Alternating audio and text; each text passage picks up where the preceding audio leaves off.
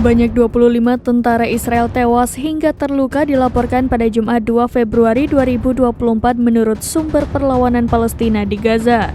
Puluhan tentara Israel tersebut tewas usai digempur Brigade Al-Qassam dan Brigade Al-Quds.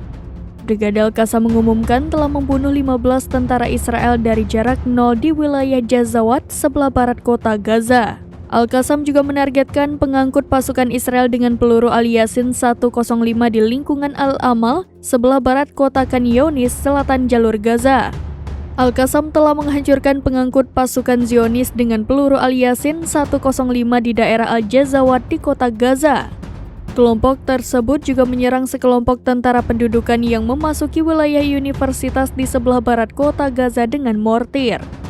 Sementara itu, Brigade Al-Quds mengatakan bahwa mereka telah menargetkan pasukan Israel yang terdiri dari 10 tentara yang berlindung di sebuah rumah pemukiman di kota Khan Younis, menyatakan bahwa puluhan tentara tersebut tewas dan terluka. Brigade Al-Quds juga menyebutkan bahwa dalam operasi gabungan dengan Brigade Abu Ali Mustafa, mereka mengebom situs militer Fajah dengan roket 107 mm.